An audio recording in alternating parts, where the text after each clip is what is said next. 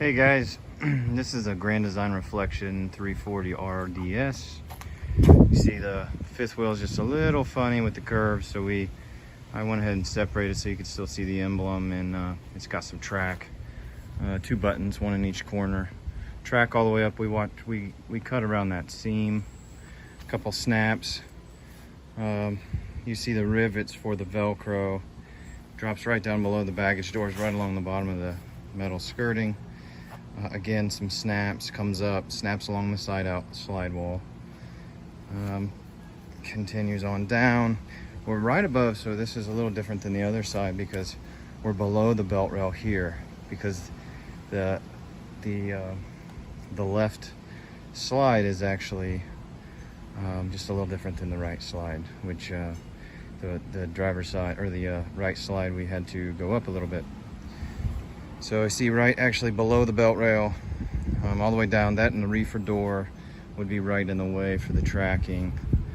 So come on down, we went around, and you see we kind of tied the back piece and the side pieces together here with, there's a couple snaps and then Velcro as well.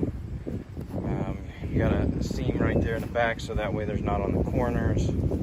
All the way across the bottom, really nice unit to do along the bottom. You've got same, so this is same tie-in point there.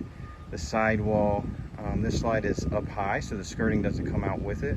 It's just the sidewall.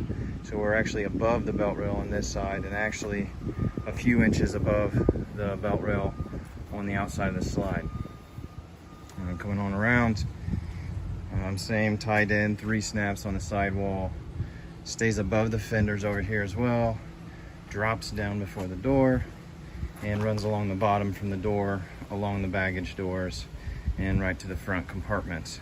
This one has the awning that's got a leg right in the way, which is fine. We just stop the track and then put a snap out on the ends like we did on the other side as well. Comes right down, ties in with that lower section.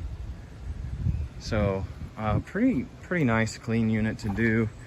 Other than the few extra snaps in the front, it's pretty standard, and actually looks really nice when it's all done. This guy's got a fifth wheel jack underneath of there, which is fine. I did have to turn it around so that the long end points toward the camper. And there's kind of a backed up shot. Now he still needs to weigh this down, put some sandbags on each corner and just make it nice and snug, and it'll look even better. Well, there you have it.